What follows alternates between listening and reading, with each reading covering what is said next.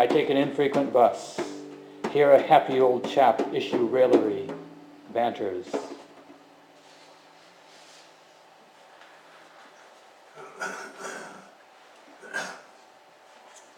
Sonnet 10, Charlie French.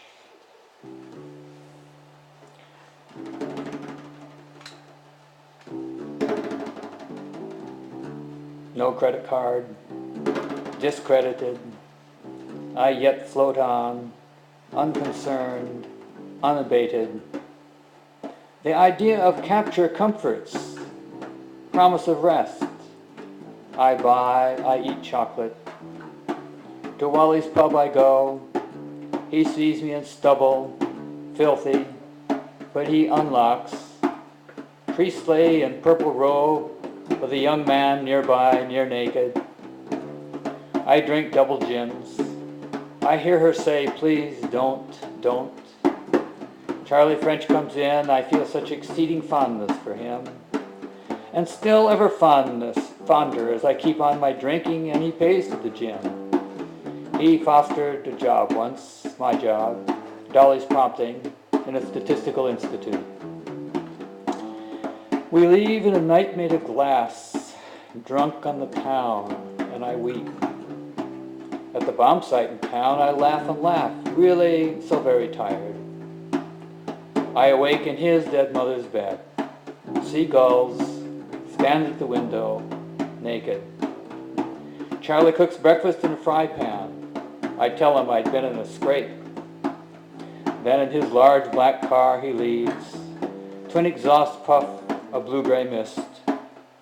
I throw my plate like a discus, yoke on my fingers, excited, disgusted.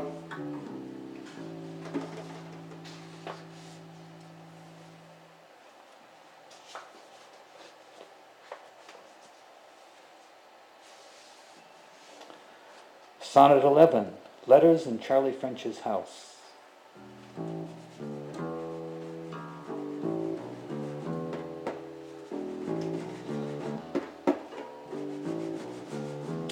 I pry the lock to Charlie's roll-top desk. I see many letters from my mother. I shave. His concave mirror, silvery, shows pores gross in my facial skin. In prison garb now I sit naked, flesh all trussed up, all bagged within. My mother comes to the visiting room, me a merman suspended in water. Daphne tells that our son has a problem, a name diagnosis. Will never speak, something missing in the brain, I guess. Back at Charlie's I'd steal money for newspapers, for stories on my mess. Met in them the person I'd killed, Josie Bell, her widow mom now very distressed. Staying at Charlie's house feels suspended, strange, the very strangest.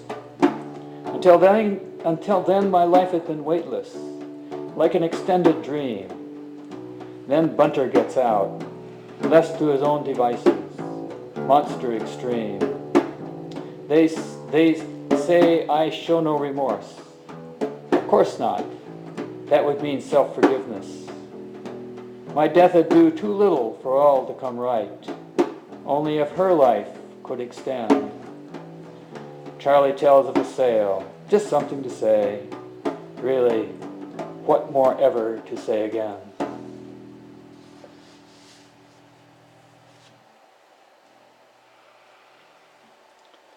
Number 12, Who Am I?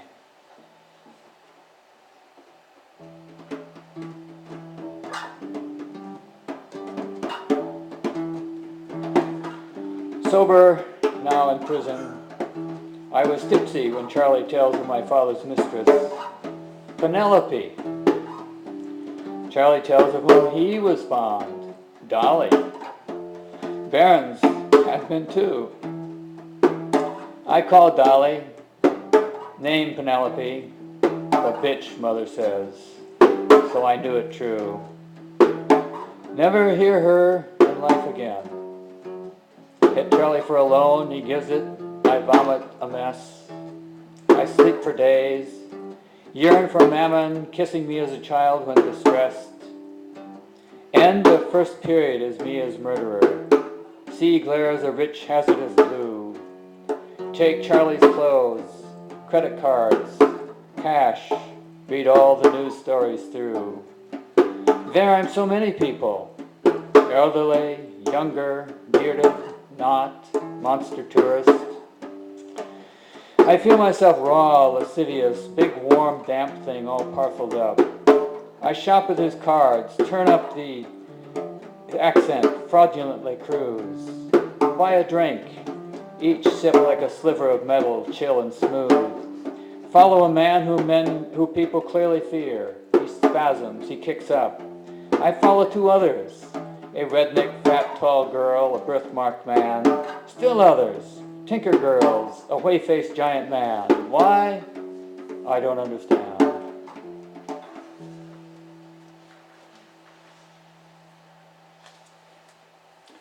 Sonnet 13, A Last Party.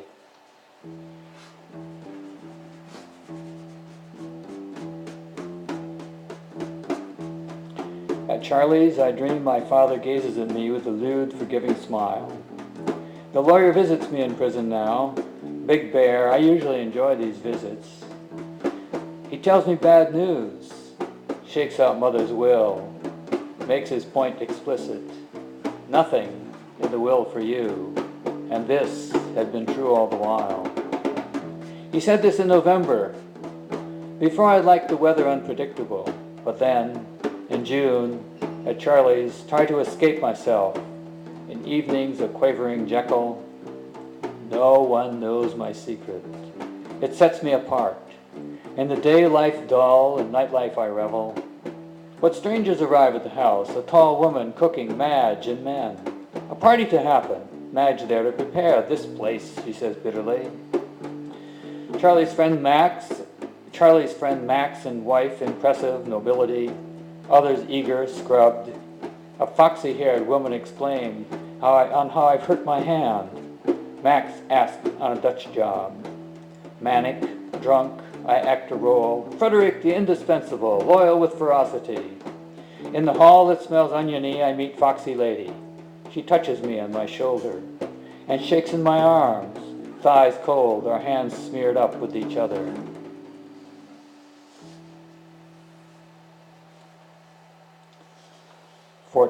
Sonnet comes crashing down.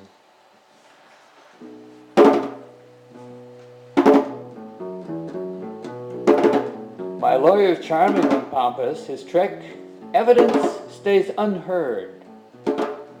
But I wish to give evidence. I see me as witness in the chair. Not there, unfair. Back in June, through the window, fading music tells of a God in retreat, now afar. Then the next day I awaken, see out the window a sun without heart. A man has me under surveillance, so I think, escape ideas form. Blustery march in my mind, Dutch blue skies, a branch comes crashing down. Another branch to fall, same rushing sound as the guards come round. Charlie, Freddie, what have you done? I eat, can't get enough, squirm. Fuck it, Charlie, I say I'm sorry. He looks old, mouth down one side. Police kick down the door.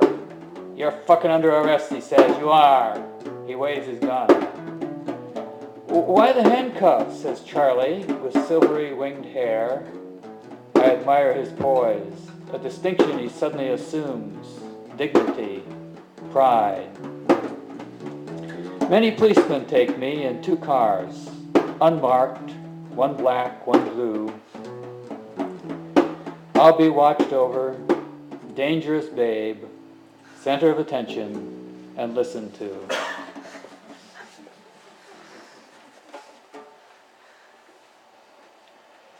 Sonnet 15.